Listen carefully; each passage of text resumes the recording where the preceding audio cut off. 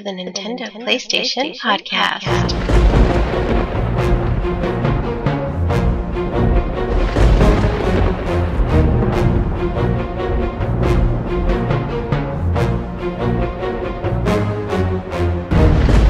What is up, everybody, and welcome to Season 3, Episode 11 of the Nintendo PlayStation podcast. I am Bobby, the Nintendo Guru, joined by my best friend in all the land, Mr. Toby Thornton. What is up, Toby? When are you going to learn to talk properly, man? That's talking totally proper, man. People love my British accent. People have been tweeting at me this week and telling me like they love my take on the British accent. They want more of it on the show.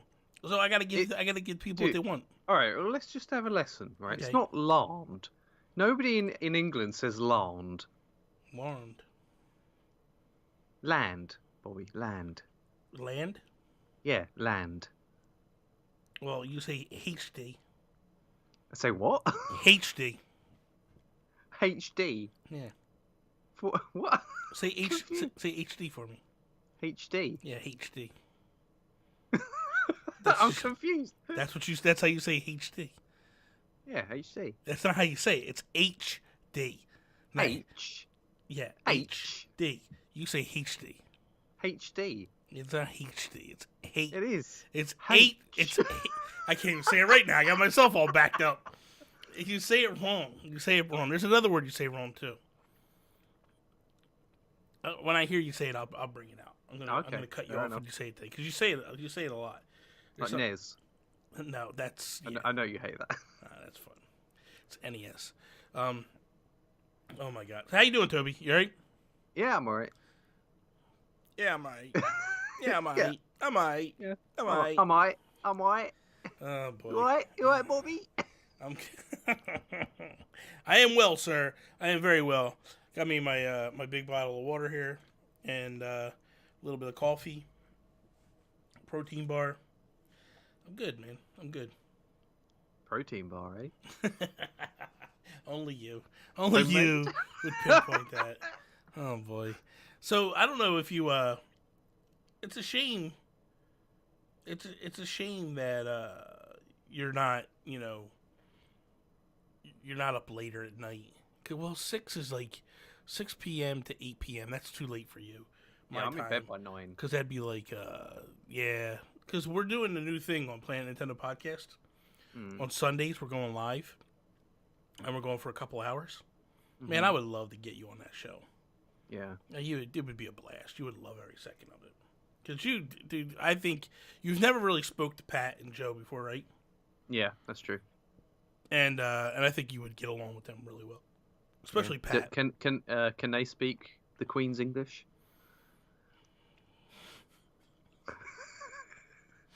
I don't think you can even speak the Queen's English. Yeah, it's questionable at times. Yeah. although after going on Switch Island, they basically told me that like you're like posh where you live. Where you live is posh. They live in the ghetto. Compared to Liverpool, I guess. Yeah, compared to Danny. Danny's living in trash land. I'd be scared to go up there, man. Would you really? Yeah. That's probably like Newark here or Camden. It's like no man's land. Yeah, that's no good. That's bad news. That's bad. Now, is Benji in a better area or is he in trash too? No, yeah, he's in a good place. Okay. Oh, he's in London, right? Yeah, I think so. I mean, that's not really a good place either. They're like throwing acid on each other and stuff, aren't they? Yeah, and there's a lot of people that get stabbed in London. Yeah, so it's not. Let's take the guns out of the equation so that way you don't get killed quickly. We get acid thrown on us and stabbed up close and personal. Yeah, you get slow, miserable death rather than get it done like that. Oh man, I couldn't imagine. I could not imagine. All I would say is this: if someone threw acid on me, that SOB better hope A, I die, and B, they get away. Because I'll go to court and I will come up over that railing. I'll go to jail for it. Listen, for those that know comic books, the way Harvey Dent really became Two-Face, he caught acid on the face, half his face. I would go right in the courtroom and do the same thing. I would go right in the courtroom and do the same thing.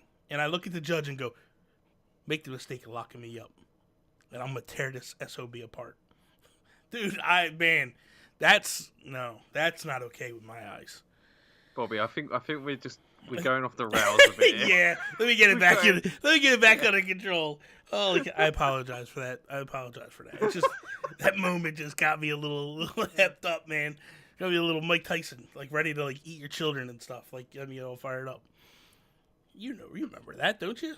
No. You remember that? Mike Tyson was getting ready to fight Lennox Lewis and was telling him he was going to eat his children and eat his family and stuff. No way. Yeah, dude. You got to watch. Look it on YouTube. He was losing his mind during a press conference. And he's like, I'll eat your children. I'm like, what the heck, Mike? Yeah, that's crazy. Yeah, he was just losing it. They took him off his meds. Beforehand. He was just losing his mind, man. So, just craziness. Anyway, Toby, let's kick this episode off like we do each and every episode with our Geek Outs. Squeak Outs? Why do you mess it up? You're worse than Capri, man. The two of you are a couple of trolls, man. Maybe we should just do shout-outs. I hate you. All right. I'm going to go first this week. I actually got these, if you're watching this, I actually got this last week. But I just got the Famicom Joy-Cons.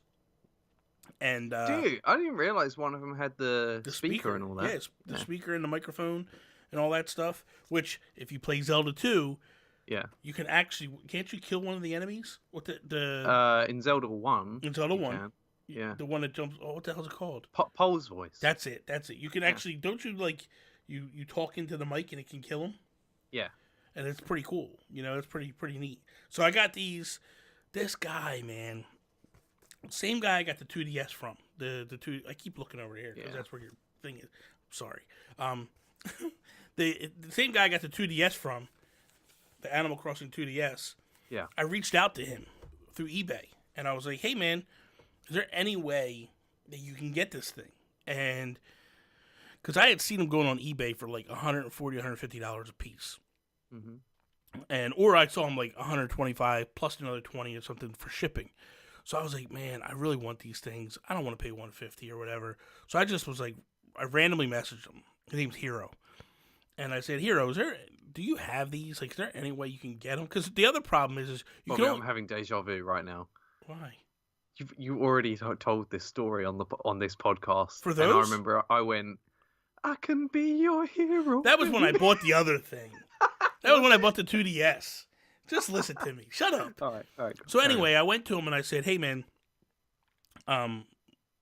you threw me off. You're a piece of trash." I went to him and I said, "Is there any way you can get them?" He sent me a picture back and said, "Yeah, here you go. Is this what you're talking about?" And I said, "Yeah, $118, shipped, and they got here in a week. Like that's crazy how fast they got here." So, and dude, package perfect, like pristine. Like everything is like he wrapped the actual Joy-Cons in bubble wrap, right? Then put it in a box, then put it in another box, and then wrap that box. And I was like there was things that was not getting messed up. Like the attention to detail, right? So a nice little handwritten note in it, man. Just an origami bird, which I did tell you in the last episode, well, 2 weeks ago, whatever. Just deal with it, Toby. Anyway, what are you geeking out about? I'm geeking out about The Walking Dead, Bobby. Toby, I have not watched that at all this season. Yeah. You know what? Neither had I until about a week or so ago. So did you go back and start watching them all? No, we finished season 8, I think. And I was like, I did not enjoy that season at all. I was so tired of it. I was ready to drop it. Season 9 came on before Christmas. And I was like, no, can't bother. It's just going to be the same. Like, I'm just fatigued with it all. But we started watching it again like a week or so ago, catching up on every episode of season 9 so far. And dude, like this season, they're really trying to mix things up. They've got all these different cool ideas that they've not done before. It just feels like they've got their mojo back. and it's disappointing because this is like one of the last seasons, right? I don't. No, not at all. Really? This is. How far along are you? How many episodes in? I'm right up to date. Okay, is Rick still there? We're not having spoilers, man. It's already announced. What are you talking about? Andrew Lincoln already. They made a big to do. All right. Well, I'm just saying. You don't have to tell me what happens. Is he there or not? No, he's not. They've done the time jump and everything. Okay, so the thing is that it was his last season. That's what they were making the big to do. All right. Well, that makes a bit more sense now because they're introducing lots of new stuff, and I'm like, well, this can't be it just this season, right? Yeah. So, anyway, I'm just loving it, dude. And you know what I love even more is Negan, because Negan was the most. Go careful, go easy. I'm just saying. I haven't watched it yet. I'm just saying, dude. You know what happens at the end of the last season, to him, right? Mm-hmm. So I just love how they've gone from he is the most hated character on television, and they put him in a vulnerable position. Did they really? But really, was he hated? I loved him. Well, yeah, he's very likable. He's very charismatic. Yeah. But the bad things that he's done to the characters is just unforgivable. Not really. But I think I would act like Negan. Of course you would. I would be beating people up. Take. I'd have a baseball bat named Lucille. I would just be like hammering people. You'd probably be the first one to go. I would do you like I did Glenn, like you did Glenn. Oh my gosh. I thought we'd be friends in the apocalypse. Well, listen, Toby. Every now and again, you gotta go. When you gotta go. I feel like this is what I think. I think that if Shane hadn't died, Shane would have been like Negan. Yeah, probably. And my feeling was, and this is the truth, when I first was watching the show, I thought Shane was way out of line. I thought Shane was like, man, what do you... But then as the show progressed, and I realized, no, he was just ahead of the time. He was ahead of the curve. He knew what you needed to do in order to survive. In a way, but like... We don't need this whole kumbaya stuff. No, it's man. Kill or be killed, man. You can have values in the apocalypse. You can have morals still. Would you stop it? This is why you'd be dead. Talking that jargon, talking that nonsense, I'd have to worry about you trying to turn people against me. You'd be the first to go like that. Done. Oh my gosh.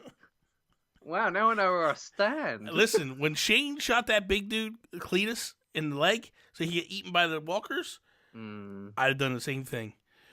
You know what I would have done? To what's Rick's daughter name? Judith. I'd have tossed her to the ground when the walkers were coming. You gotta live, man. Dude, I wish you were caught up, and I wish we could talk about it off air. But you know what? I'll watch. I'll do? Because like that thing you just said, like that relates to something. I'll watch. I'll go back. So. I'll watch. Yeah. I'll start watching. My problem is I'm watching Flash right now. Yeah. And I bought every season of Veronica Mars. Last night. You ever watch Veronica Mars? No. Oh my God, Toby, you would love that show. Yeah. Love that show. You know who Kristen Bell is, right?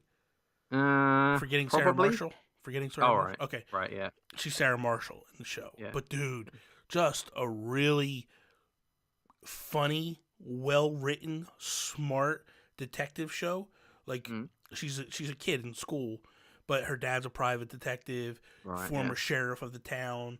Yeah. And she's a detective as well, and she's solving crimes in school, but then it's out of school stuff, like really. Yeah, I like that sort of stuff. Really good show, man. I'm serious, one of the best. And the reason why I bought it was they're bringing it back to Hulu. Right.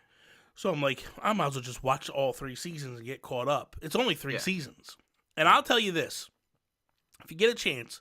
This is how it was approached to me, because I was like, I'm not watching that. I don't want to watch that show. No way. The person that got me hooked on that show said, just watch 2 episodes. If you watch 2 episodes, if you don't get hooked, I will never bother you again about the show. And and I did the same thing to my dad. I went to my dad and I was like, just watch 2 episodes. Dude, he loves that show. He's like, all right, yeah. So I'll do that then. just If watch I 2 can. episodes. If it's on Netflix or Now TV, then I can watch it. I think it's on Netflix. So give it a Alright. shot. Look for it, and then seriously, Awesome. we're way off a tangent. We're talking about Yeah. television shows. People are like, Yeah, shut I know, up. man. They don't realize. I just- They don't realize that Dude. this is old school us. This is what we. Like this is the Geek Geek Outs Cast, stuff. man. Yeah. This is what we used to talk about. You know what? I love a good villain, like Benjamin Linus from Lost and Gustavo Fring, and like just a charismatic, likable villain that is just bad to the bone. Like there's something I love about that. I like the anti-hero. I like the person that in their mind they're doing good, but they're really doing bad. You know what I mean? And I love that. Like I think that's why I like Lex Luthor, because even though Lex Luthor is a villain and evil, he's trying to do what's best in his mind. They're not just doing evil for evil's sake. Yeah, like Donald Trump. You know what I mean? Like he's not doing evil for evil's sake. He's just in his mind he thinks he's doing the right thing. Now I joke, but I there's so many times I look at Trump and I go, when do we elect Lex Luthor to be president of the United States? Because that happens in the comic books. It's so bizarre. Like, I saw a SNL skit with him on the other day, and I was like, they had no idea he was going to be president at that time. It was like the stuff that he's doing. He looks so dumb. Like even I know he looks dumb now most of the time, but it's like, how could that person end up? I don't know how. Well, the funny happens. thing is like I remember because I read comic books growing up, and there was this whole thing of Lex Luthor running for president of the United States. And I remember a comic book that Superman was doing, and Superman was talking to, I think he was talking to Batman at the time, and he was just like down on himself for letting Lex Luthor win. He's like, I don't know why I didn't intervene, like why I didn't like expose him for what he really is. And it's just I feel like that's what the media is now. The media is trying to expose Trump, and nobody's grabbing it and grabbing it, and it's like it feels so much like I'm watching a comic book unfold in real life. It's crazy, but I got a little tangent there. But no, I look at like Shane in The Walking Dead. Like in his mind, he thinks he's doing the right thing, but ultimately he's not. You know what I mean? Like he is doing the wrong things, and that's why I didn't like the beginning of last season of Walking Dead, if I'm not mistaken, because didn't the beginning start out very no the beginning was they were building for the war, but the season before that, when Rick was real docile and real sissified, and I was like, this is the guy that like chewed a dude's throat out because he was messing with his kid, and like and this is a guy that like was in that thing with the cannibals and was just like, you know, they don't know what they don't know who they got and all, like, and then all of a sudden he just turns into a little sissy when it comes to Negan, and I was like, that's what really, I remember at the time, because I was married at the time, and Tony and I would sit there, because every week it was like an event, every Sunday night we'd watch, and I used to turn to her and go, this drives me absolutely bananas. Why is Rick turning into just a sissy? Like, it doesn't make sense. Like, he's built to this point, and now all of a sudden he's going backwards, and it's like, no way, man. Like, I could have seen, like, when Negan took him off, he would have killed Negan. Like, that's the way I would have written it. Like, there's no, like, that would have been done. Negan would have been dead, because now maybe they would have had a nice fight and battled it out, and they would have both got away. But, like, what is going on? I'm, like, watching them, like, no, man, this isn't okay, you know? Yeah, the whole thing of that arc, I know we're going on a bit now about it, but, like, the whole thing of, like, the war that they have, and it's just, that whole season was just gunfight after gunfight, back and forth. Just wasn't really entertaining. No, like, just a lot of action for the sake of action, not really, not plot-based, not anything it wasn't really meaningful, It was like they took a fight and took it on for too many episodes. Yeah, they spread it out, man. Yeah, it was way too much. They had like infinite bullets. It's like, oh my god, ridiculous. Dude. And yeah, whatever. But let's move on. Let's move on. So you went first last week with the topic. I'll go first this week with the topic. Yep. So Capcom is essentially holding Devil May Cry 5 hostage and saying they would like to port it to the Nintendo Switch, but depending on sales from Dragons Dogma, they will consider a port of Devil May Cry 5 to the Switch, depending on how it sells. So, what do you think about these sales tactics? It irks me so much. Yeah. It proves to me that they don't take the Switch fan base seriously. Mm-mm. They're like, no, these guys probably won't buy it. Like, it's like they're using the whole Wii U situation as an excuse to say things like this. Because, third parties didn't really sell on the Wii U. Yeah. They got burnt a bit. And now the Switch is mega successful and they want to bring their games over. Yeah. But at the same time, they're still acting like it's the Wii U. They're like, if you don't buy it, then you won't get this. And it's like, you have to buy these older games, like remasters or inferior versions of games, to get the real game that everyone really wants. Yep. And it's like a Switch tax again, but on another level. And it's just so nasty. Like, the exact words they used was, we might consider bringing Devil May Cry. And it's like, you obviously don't respect us enough here's what bothers to bring me. This game over. This is what bothers me. You did this already. You did it with the Street Fighter game. They did. They said that if the Street Fighter game sells, right, they'll consider bringing the Mega Man Legacy Collection over. Yeah. And they did. It sold. They brought it over. Yeah. I know for a fact that sales, when pushed out amongst different consoles, the sales are better on the Switch than they are elsewhere. Yeah. What is happening? Like, what the hell is going on with Capcom? It's almost like, well, we'll make these threats because here's a game that might not sell well because not many people know what Dragons Dogma is. And we'll put it out there and see what happens. And maybe this will bump the sales because people will get scared. I already did this. I paid $40 for Street Fighter. Yeah. For the inferior Street Fighter, because then not even 3 months later, he came out with Street Fighter 40th Anniversary Collection. Yeah. Which is way better value for money. Yeah. Yeah. No, I'm tired. It's crazy. I'm tired of Capcom's BS, man. I'm done with them. Yeah, and it feels like, all right, so if they're worried that more mature games won't sell on Switch, then I can see them being like, okay, Dragon's Dogma is a little bit more mature. But then, I don't know, is it? Like, you compare it to Skyrim. Skyrim did amazing on Switch. Yeah. It's not really any different to that. No. Like, I don't know, man. My thing is I just don't get it. You've already had your tests. Yeah. You know that if you bring a good game to the Switch, it'll sell. Stop the nonsense. Stop the BS. Yeah. This is not up for debate no more. This is not up for debate no more. They're not saying that for PlayStation, are they? They're not going, well, if you want Devil May Cry, you got to buy Dragon's Dogma. Like, that. No way. Yeah. It's so out of order. It's unbelievable. And I would urge Nintendo fans not to buy it on purpose. Yeah, just tweet Capcom and say, I don't want this trash. Yeah, I want to play Devil May Cry, but I don't want to have that game held hostage to this other game. Yeah. It's not even like they're saying like, we'll definitely bring it. We'll consider bringing it if it sells well. Like, what? Like, no, man. Either you bring it or you don't.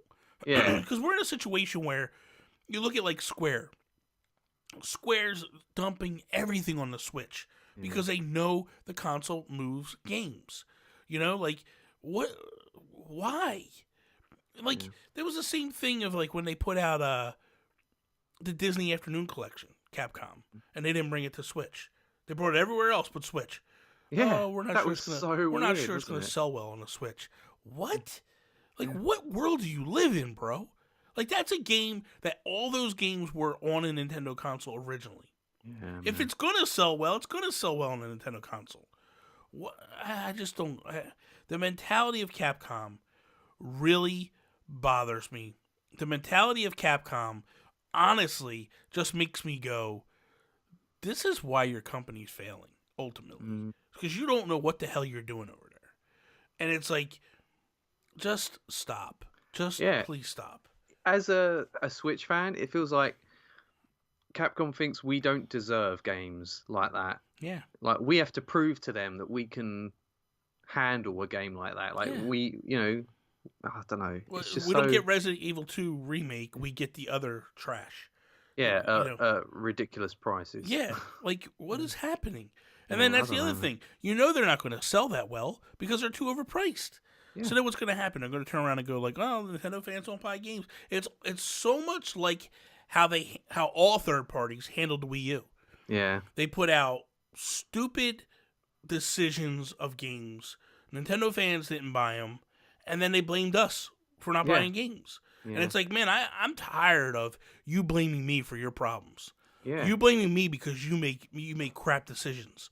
Yeah. And that's what it boils down to at the end of the day. Like, I'm so sorry that, you bring us Mass Effect 3 rather than bringing us the trilogy like you brought to everybody else. I'm sorry that EA, that I didn't buy Mass Effect 3 because I bought the trilogy over on PS4 or Xbox One. That's what you should have done. Price. Yeah, for the same price. Like, you make the dumb decision, and then I get penalized because you make the dumb decision. It's nonsense. And this is why I talk about it, where I feel like Nintendo, I know they can't say anything, but they tried. Like, a lot of times, that was a problem with the Wii U, where people were upset that they weren't backing them, that they weren't, like, really pushing their games, and they were like, I forget the guy's name, but the guy that does Abe's Odyssey, he was on Kind of Funny that one week, and complaining that they wouldn't tweet out his game. Why should they? Listen, I understand that that was the only thing hitting that week was your game, Abe's Odyssey. But why should Nintendo give you praise for bringing a game 2-3 years after you already brought it to PS4 and Xbox One? Like, you're doing us a favor. Mm-hmm. And it's like, and then you have the gall to go, well, Nintendo fans don't buy games. No, it's because of decisions like that. Yeah. Because if you bring it day and date, we've proven, the Switch has proven, we will buy games hand over fist. And it's like, I'm so tired of these executives making decisions that affect the workers. And it's no different than, like, Blizzard right now laying off a bunch of people, and EA struggling, and Activision struggling. It's because executives are making stupid decisions and then blaming everybody but themselves. And it's like, grow up, man. You screwed up. You made this dumb decision. It's on you. It's not on us. Yeah. I mean, last generation, I hated Ubisoft. Hated them because this was the stuff that Ubisoft pulled. Yeah. Same exact stuff Ubisoft pulled. They did. Man, do you remember? Yeah. Do you remember when Rayman was going to be exclusive to Wii U? Yep. And then all of a sudden it wasn't. It was on everything. And what was it? The sequel came out on other consoles before it came to Wii U or something like that. It was something weird like that. It was like delayed. Well, do you remember that? Do you remember when they? Well, no. What happened was they were going to bring it to the Switch. It was supposed to be exclusive. They delayed the launch of the Switch. Yeah. And build it for the other consoles, and then close the gap between when it hit Switch and the other consoles. And then they also brought Zombie U was supposed to be exclusive to Switch, and then they brought it out for the other consoles. But do you remember at the end of the life cycle of the Wii U, the president of Ubisoft, they come out and said that we have a game that we know Nintendo fans will love. It's built for the Nintendo community, but they need to prove that it's worth bringing out. They need to sell more units for it to bring out. And it was like, bro, like, stop, man. Because software sells hardware. And if you have a good game and you put it out, it could drive people to buy a console. I have bought my consoles based upon the games that are on those consoles. I have, all my life, and it may not be the smartest decision in the world, but all my life, I have bought a console based off one game being there. And one game is enough to drive me to go buy a console. I did it with the PS1. I bought Final Fantasy VII. Nintendo consoles are a little different. I just buy them day one because I love the content. But with PlayStation 3, I bought it because of the Arkham series and DC Universe Online. With the PlayStation 4, I bought it for Arkham Knight and the Arkham Knight edition. Like, that's enough to drive me to go buy another console. Forza was the reason I bought an Xbox, because I wanted to play that game. So for me, I look at it and I go, like, one game can change the tide for me and make me go buy something. Like, I'll be honest with you, I have no desire to buy a PS5. They put Last of Us 2 on PS5, I'm buying a PS5. Day one. Yeah. Don't care. Yeah. If they go day one, this will be there, I'm pre-ordering. Done. Because I love that series. I love that franchise. Do you think Capcom with Monster Hunter, like everyone wanted Monster Hunter World on Switch? Do you think they would do something similar? They'd release a like an older Monster Hunter and say, well, they did. All right. Well, like, did they say at the time, like, we'll consider bringing World over if this does well? Like, well, you know what the thing is what I found out later on was true Monster Hunter fans weren't really a fan of World. They're a fan of the events that happen in World. Yeah. But what they don't like is kind of how World is open. Mm. And why they don't like that is you get out in the world and you get up against a monster that's like OP and going to destroy you. You can't escape. Right. Where in Monster Hunter games, you would just run out of the screen and go to the other section of the world and you could escape. Where in that one, you couldn't. So it was hit or miss. There was a lot of people that loved it, but there was a lot of people that were like, eh. But the version that hit the Switch, a lot of people love. It was actually Double Cross in Japan, and then they ported that and brought that over. I also don't think that World can run on Switch. So if World can't run, then can Devil May Cry run? I don't think so, and I think that's the problem. And I think that's what they're not willing to say is we're not smart enough to get this to run. And just say that.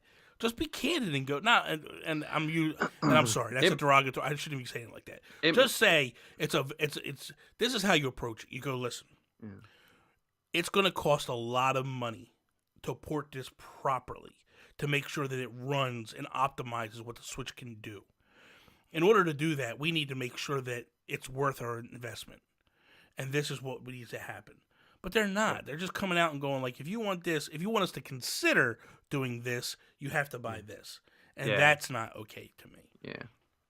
Just be honest and say, man, it's a huge investment. We don't know if it's something we're going to do. We're looking into it. That's what Square does. Like people want Kingdom Hearts 3 on the Switch. And I think it can run on the Switch. It may be downgraded a little bit graphically, but I think it could run no problem. And Square just was like, hey man, we just want to get it out on the other consoles that we promised it on. We were going to look at the Switch afterwards. That's a fine answer for me. It's not Why can't they? It's not like Square is going like, nope, you got to buy this Final Fantasy VII that's coming in order for you to get Kingdom Hearts. Yeah. Why can't they just say, if you're interested, let us know, and then they'll get tons of petitions. There's tons of people on Twitter. Yeah. They could do a poll, and they'll get like thousands of people. Well, I will say this, and I've known this from the past through developer friends. When they do stuff on Twitter, and people are like, "Yeah, I'll buy it day one," they don't buy it. It doesn't always translate. No, it doesn't always translate the money because, like, I don't want to get into it, but I suppose like if they bought like a Dragons Dogma remaster. If it sells well enough, then the profit they make from that will go towards the port of Devil May Cry. Like, if they word it like that and say that, that's going to make our investment more worthwhile, then it makes us understand a bit more. But the way they word it, it just feels like we're not worthy enough. Like, we don't deserve Devil May Cry. That's how I feel. I agree. I 100% agree. Couldn't agree more with what you're saying. Yeah. Okay, let's jump into the Sony topic. What do you got for us? So my topic is, could a Battle Royale mode work in The Last of Us Part 2? No. Okay, so we're going to go into... No. I was waiting for that. No, you know what, man? I don't know that... some things Battle Royale makes sense for.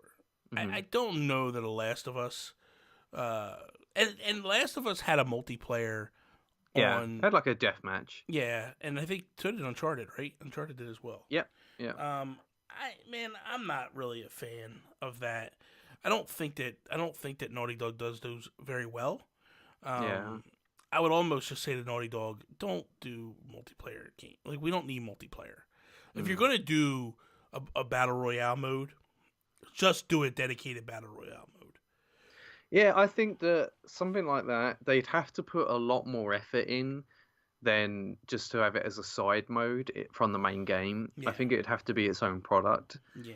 Because a game like Last of Us, I think there's a lot more to it than like a shooter, because you've got your stealth elements, you've got your clickers, you've got scavenging and crafting, and the environments are highly detailed. So you couldn't, if you wanted to maintain that, you couldn't have a huge open world. Yeah. So I think you'd have to have like a much smaller environment. Yeah. But I think it would be cool if it was maybe like 50 players or something. You wouldn't have to have 100. Whatever it takes to maintain that high quality of graphic fidelity. Maybe downgrade it a bit from the main game, but like, I just think that having the clickers, like having enemies in the world like the clickers and the runners and all that, like that would add another element, because you'd have to try and stay stealthy from all the clickers whilst also having other people in the world coming after you. But it'd also be like a large enough environment that you wouldn't necessarily be right next to other people all the time. Like, you'd have an opportunity to scavenge and look through drawers. What I would prefer is the ability to, rather than doing a battle royale mode, I would like to see them do like a raid mode where you get a couple of your friends and you go into an area that maybe they add a few more enemies and it's stealthy and you're trying to do your stuff, and maybe like they set up scenarios where you have to achieve and accomplish things. Dude, what if they could just do co-op for the entire game? I don't know that I would like that. Do you think that would like affect the tenseness of the game? Yeah, because I if you're gonna do it, I want it to be a separate mode.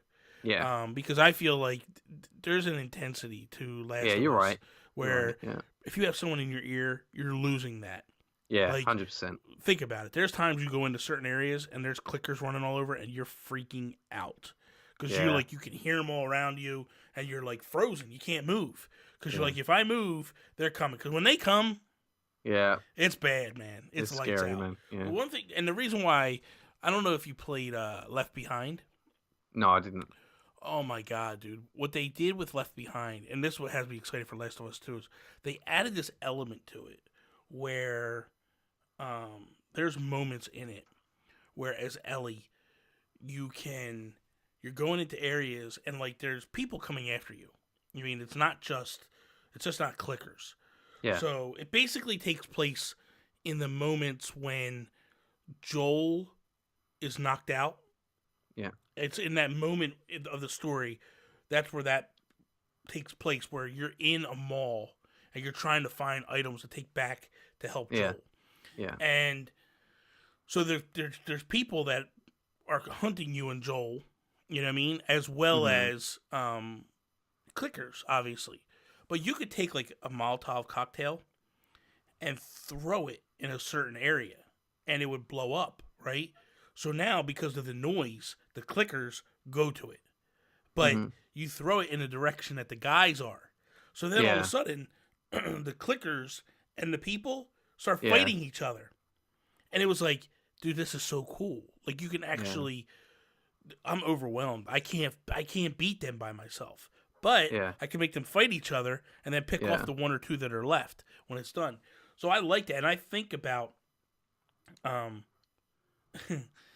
I think about that and I go, like, this would be awesome to do this stuff. And I would be, pretty definitely for it.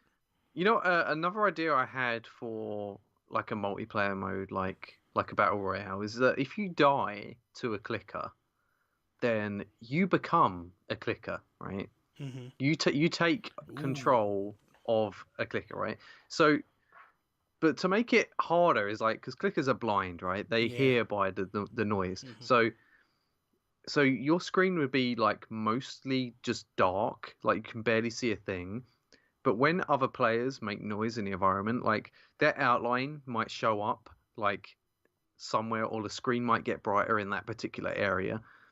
So then you'd be able to go after people like that. You'd be slow like a clicker, but you'd be powerful. Like if you got them, you got them. Yeah, you know? yeah.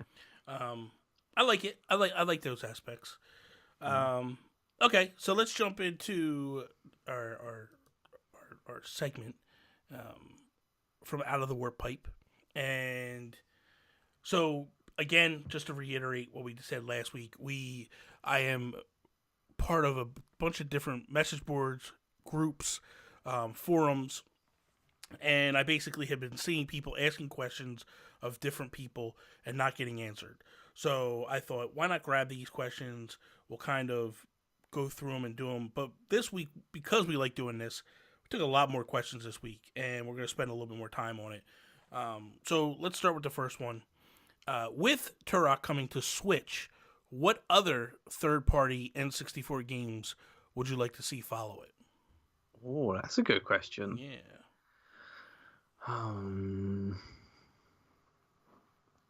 Yeah, we're not allowed rare games, are we? Or actually, no, they were first party back then, right? They were considered first party. Or second party? I don't know. Yeah, right. Second party, more or less, honestly. Give me a moment to think. Okay, I mean, I would take, for me, it'd probably be like, honestly, the one I would definitely take is No Mercy, which is a wrestling game for it. I love that game. I thought that game was really well done. The creator wrestler mode was just fantastic. It was just ahead of its time and what it could achieve and accomplish. So I would love to see that. But the one, I'll tell you one that I would really like to see, because we don't have a good baseball game. I'd love to see Ken Griffey Jr. baseball. Like that. Of course. I'm just saying, man. I love that game. I love that franchise. And we don't have a proper baseball game. So it'd be great to see that game come. Yeah. I'd love to see Bomberman 64. Okay. Perhaps the sequel, Second Attack, which I think is quite rare as well. Yeah. Perhaps like Mischief Makers would be a good one. I don't know if you get away with the Star Wars games because they're like that's the games that need to come. Like that's the games that like Rogue Squadron and stuff you're talking about. Yeah. What's the one? This is like Shadows of the Empire. Oh yeah, man, that's another one. Yeah. Yeah, that's another good one. And I you know what, I messed up. Ken Griffey's a first party, so we couldn't. That eliminates that one. I'm sorry. No, that's a good one. The Star Wars games, I think, are ones that fans definitely want, especially with the lack of Star Wars games getting put out by EA at the moment. Yeah, I would agree with you there. Definitely would agree with you there. Yeah, it's funny as well because like you'd think, oh, the licensing agreements and all that'd be weird, but they brought the SNES Star Wars games to PlayStation not that long ago. So it's like, I'm sure it'd be doable. Yeah. What I would like to see, honestly, and I'm hoping this happens, I'll be dead honest with you. Rare Replay, I really pray that comes to Switch. That would be fantastic, man. It really would, yeah. Oh, that would be so amazing to get those. Is Perfect Dark on Rare Replay? I think it is. I believe it is. I believe they own that rights to that. I don't think Nintendo owns the rights to that. Perfect Dark on Switch would be amazing. Yeah. I saw something people were like, it's better than... a lot of people love it more than GoldenEye. Yeah, and people get mad when they say that, but dude, it's a better version. Yeah, it is. In a lot of ways, it is a better game. Yeah. Definitely. Okay, next question we have. With games like Wargroove using inspiration from Advance Wars and Ukulele from Banjo, what other spiritual successor projects would you like to see indie developers take on next? So another one that I'll tell you that is a spiritual successor, in theory, and Jules had talked about this. Mutant Mudds takes a lot from Wario. Where in Wario they do that bouncing back and forth between front, back, and all that stuff. Yeah. Originally, he had approached Nintendo about upgrading that game and bringing it to the 3DS. And that's what Mutant Mudds was supposed to be. And Nintendo never responded, and then he created Mutant Mudds. So that's kind of cool to see stuff like that. I'd love a spiritual successor to Kirby's Dream Course. Oh my god. Like a Kirby golf game, because you don't see that like very often. There's a couple on PlayStation, like character golf games where the character you control is the ball and you put them into the hole, because you can do some really strange, funny stuff with that. So I think that'd be cool. Truly.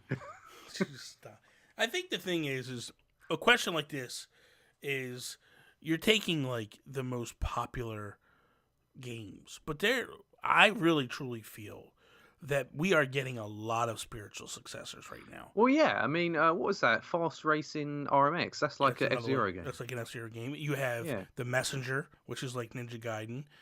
What's the one that you just told me about the other week that we bought? Odalus. Odalus is like Castlevania. Like a Castlevania. Yeah, exactly. So we do get that a lot. And when you look at like, oh my god, my mind just went blank. The one that's like Metroid, that came out for, it was on PS4 originally, made by Tom Happ. Oh my god, you know the game? Chasm? No, not Cat. That's not Metroid. It's Metroidvania. No, I said Metroid. It's Metroid. Oh, so it is like sci-fi, like. It's. Go ahead. I'm gonna look it up real quick. All right. You know what? There's a 3DS game that I love. Mm-hmm. It's a Tom Clancy game, Ghost Recon Shadow Wars. It's a turn-based strategy shooter, and you don't see a lot of them. Like, you see a lot of turn-based strategy games are fantasy, hand-to-hand combat, like Final Fantasy Tactics, that sort of thing. Yeah. But you don't see a lot of ones that are shooters, turn-based strategy, grid-based shooters like that. So I'd love to see. Really, I just want Ubisoft to do another one on Switch. But yeah, I'd love it if someone took a game like maybe like even like a top-down Far Cry game with outposts that was turn-based. Like that'd be brilliant. I love that. The game I'm talking about is Axiom Verge. Oh, yeah, I know that. Which is identical to Metroid. Yeah. Like, identical to Metroid. I mean, they advanced it. They changed some things to it and made it better. Mm-hmm. That, to me, like, when I look at what indie developers are doing now, that's a lot of what we get. You know, I mean, we get a lot of that. Like, we take the game here and we just raise the bar a little bit. And ultimately, like, I feel like everybody does that. But, so to answer the question, I feel like indie developers are already doing it. Like, I don't really feel like there's anything too much that I want to see. I mean, really, that's because developers, like indie developers now, they grew up playing those games. They are their favorite games, and that's why we get them. So if anything is anyone's favorite game and they're a developer, they're probably going to do something similar in the future. Absolutely. Seeing as Nintendo can put easy modes into hard games, i.e. Funky Kong into Donkey Kong Country, Toadette into Luigi U, should they also do the opposite with games like Kirby and Yoshi to appeal to more gamers? No. Yes. Absolutely. Why? That's why I don't like Kirby games. That's one of the reasons why I don't like Kirby games. They're way too easy. It's baby mode. Like, absolute baby mode, where, like, you look at the last one that came out on the Switch, the game can almost play itself. Well, yeah, but, like, how could you... I don't know, I just think it's down to the level design and the enemy placement and stuff. Like, I mean, how would you make that game hard? So here's the thing. When I look at a game like Yoshi's Woolly World, right? That game to me takes the Yoshi franchise to another level. Meaning, up to that point, Yoshi games, minus the original one, were very easy. Very dumbed down, very just so simple to zip through. But what they did was, in that game was, the game to get through the levels, there were some tough spots, but for the most part, the game wasn't super hard. But if you wanted to get all the achievements and unlock everything, the game ramped up. And I think something like that in Kirby would be... Like, dude, Kirby Epic Yarn. Everybody's making a big deal that it hit the 3DS this week. You can't die in that game. Yeah. So it's like, when you have stuff like that, it's like, this is not fun to me. No. What if they increase the difficulty by adding challenge rooms and challenge modes rather than just saying like you have less health or no? How about the fact of like you can actually die? Yeah. Like if you played the normal mode, you'll die. You have the risk of dying. You know. Yeah. There's things. I feel like there's ways. I don't know, man. I mean, the thing is, like these easy modes that they add, a lot of the time they're to do with movement, like character movement, because they're platformers, right? So like Donkey Kong Tropical Freeze. You can like hover and stuff across gaps, and I think that just makes platforming easier. So it's not like I don't know. How do you make a game harder without actually drastically changing the design of the levels and the enemies and stuff? I think you add enemies, you add the risk of death. You know what I mean? Like if you're playing a thing and you can't die, it makes no sense. I don't know, man. I think it's trickier than people think. Toby, you're adding in the ability to die. That's not tricky. That's just making the game. Is that hard though? Is the platforming hard enough in those games that you adding try the ability to die? So you try it and see how it works. You know what I mean? I look at a game like Yoshi again. I look at Yoshi's Woolly World and I look at what they accomplished with that, and I think they knocked it out the park with that game. I think that game, A, looked gorgeous. B, was just a fun platformer where they added the ability to like ramp it up by going and getting all the collectibles. I think they did a good job. Yoshi's crafted world, like from the demo level and the trailers, it doesn't seem like there's anything in that game that would make it hard. And that game feels very easy. I don't think it's meant to be hard. Like, it's designed to be a chill experience. The difficulty in that appears to be collect all the flowers, hit all these special things, collect the hidden items. It's that sort of game. It's not really designed to frustrate you and to keep jumping in when you die, like, oh, let's try again. It's not that sort of game. Yeah, I guess we'll see. What will be the next game to get new Joy-Con colors released with it? Pokemon. You think so? Yeah. Okay. I think Animal Crossing. Because I think Animal Crossing launches before Pokemon. Well, possibly. Yeah. I'm thinking about the Pokemon. The two colors for the two logos are like blue and red. And it's like, they're not going to be that much different to what's already available in the Joy-Con colors. I don't think they'll change the color. Well, they might, because they basically already had red, and then they put out the cherry red for Mario. Yeah, so it's possible. It's definitely possible. I mean, they could do like a logo on the Joy-Con. Yeah, like if it was an Animal Crossing one, you might get, you get the leaves or whatever. Yeah. Do you think we'll ever get a new Fantasy Life, and what would you like to see in it? I would love a new Fantasy Life. Like, I love that game. But I don't think we'll get a new one. Like, they put that one out on mobile, Fantasy Life 2. That killed me. And yeah, like, I think that just killed the franchise right there. Yeah. There's that the Game Freak game called Town. Yeah. That looks similar to Fantasy Life in a way. Yeah, but Fantasy Life was just so good, man. So good.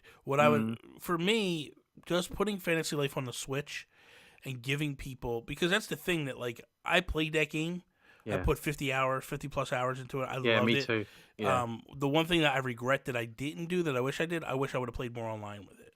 Yeah, played with people. I feel like that game is, honestly, there's nothing that really needs to be added to that game. I think that game was region locked for online. I don't know. Because I think we wanted to play, but we couldn't. We just never got around to it.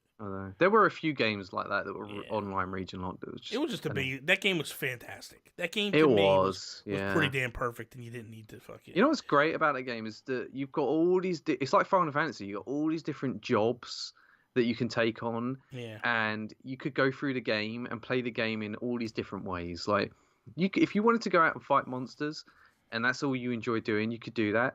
But if you wanted to be like a lumberjack or like a chef or something, then you'd go around scavenging things, cutting down trees. You wouldn't have to fight many enemies. Like, you could just play it. Yeah, you can play it in different ways. And I don't know, that was really interesting. The game was fantastic. Yeah. Which Nintendo game that you've played would you consider being the worst? The worst Nintendo game? Wow. Every Kirby game, done. Oh, no. Yeah, man. No. Yeah. I'd say probably some of the Kirby games are boring. They suck. They are. You know what? Actually, what was that the Yoshi's Island game on DS, the original DS? It was like a Yoshi's Island 2 or something. That was bad. You know what one I didn't like? And I know a lot of people love it, and I'll probably get some hate for it. I did not like Yoshi's Cookie. I feel like that game was so bad. Yeah. I feel like that game was just a cash grab trying to make it something that it wasn't. Just really bad. Probably another one, I'll be honest with you. I mean, it wasn't the worst, but it's a bad game. Happy Home Designer. Like, it's lacking. Yeah, Like, that was kind of a strange one. Yeah, it was, what about that, the 2D side-scrolling Pikmin game? I've not played it, but... Hey, Pikmin? I haven't played it. I gotta play it. I gotta try I heard that was terrible. So. Oh, there we go. Here we go with the Right. ads. It's Every starting. week with these two. Every week. Get him under control. I've got him. Stupid Riley. Again, there's Riley just causing the problems. Yep. The last thing that we want to do is, or last one we have is, do you think we'll get a sequel to either Odyssey or Breath of the Wild? No. You don't think we'll see an Odyssey too? No, I hope not. I wanna go back to Galaxy, man. Just give me Galaxy. Yeah, Galaxy. Or like everyone wanted Mario 64 like style gameplay where you would have a hub world and you jump into paintings and stuff and go into new worlds, but I don't know. I feel like they were aiming for that with Odyssey, but I don't think they quite hit that. Yeah. So I think they could do more. Yeah. Yeah, and Breath of the Wild, like I just don't see them being. I don't think it's ambitious enough to do a sequel. Like I think they want to take what they learned and just do something crazy and new with it. Yeah, Breath of the Wild 2 is definitely... Nintendo doesn't typically do sequels for Zelda games. They typically move on and go forward.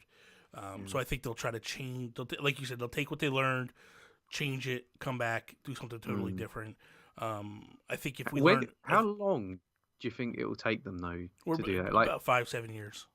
Yeah. To do another proper sequel. Yeah, I reckon. There is a rumor that next year we are going to get a chunk of DLC for Breath of the Wild, like a big story base. They said they were done with the DLC for that game, and I believe them. You got to remember this though, that was before Furukawa came back, and Furukawa has said that he wants to see more games get more. You DLC know what? You're right. it. You're right. With Captain Toad and stuff like Yes. those updates, they're still supporting their old games and getting the increased like rinsing the sounds out. The rumor is, and this guy that basically is dropping the rumor, has hit a lot of stuff right. Like I don't know of anything he's gotten wrong. He basically said that we were getting this Pokemon Direct. He announced when we were getting the last Direct. Things that were in that Direct, he's hit. But anyway, he said at E3 we will hear about something Breath of the Wild related for 2020. You know, I'm only going to buy that if it's something more substantial than a challenge. Yeah. If it's challenge modes, no. But if they give me storyline, I think it has to be new dungeon type stuff. Yeah. Or new story stuff, like you say, like a new quest. Maybe even just do a second quest. Yeah. That would be pretty cool. But didn't they already do hard mode? Well, not really. It's not hard mode. Just makes you more vulnerable, right? Oh, hard mode is tough, dude. Yeah, but hard it's mode not is tough. Like a second quest is like they mix up the story a bit and they move some stuff around. I would like if they did it. If they were to go like. For me, ultimately, it would be like I would love the fact of like maybe Zelda stumbles upon. There's a Triforce out there. And there's 8 pieces. And we need to collect the 8 pieces and bring them back together. Because if we don't, these enemies could get it and bring Ganon back to life. You know what? That would be more interesting than the Triforce hunt in Wind Waker. I just think because the world is so much more interesting and explorable than the Great Sea. Because obviously you've got lots of different stuff. Whereas the Great Sea was just water. Yeah. But like something that encourages you to just keep exploring that world would be really cool. It would be. It'd be fantastic. And you know, the more I think about Link's Awakening remake, the more I'm disappointed that it's not a brand new Zelda, like a new top-down Zelda. Like, you know, because I feel like with Link Between Worlds, they had so many new ideas and they were being so creative with it. and this just feels like it's just the same. I think like, we're gonna get one. I really do. I think we'll get one probably next year or the year after. I hope so, man. Yeah. I think they're working on it. I think this was their B team Zelda team didn't work on Link's Awakening. This was Grezzo. So was it? Yes. I didn't know this was Grezzo. From my understanding, everything that I've read, it's Grezzo. If I'm wrong, please correct me. If that is, then I'm happy about it. I'm excited again. Yeah, I was under the understanding that this was Grezzo that did this game. And so the B team is probably working on a top-down or some type of Zelda game. And then the A team is probably working on the next Breath of the Wild game. Okay. Or not Breath of the Wild, big open world 3D game. So there we go. So that is all. Thank you guys for listening to another episode of the Nintendo PlayStation Podcast. Be sure to check out everything that Mr. Tobias does over on the Twitters at Toby's_take. Check me out, Instagram, Twitter, at Nintendo Gurus. That is all. Peace out, Preston. I hope you're enjoying yourself. I hope you enjoy yourself and play some video games. You are so... This is the dumbest ending ever, man. Why do you keep doing this?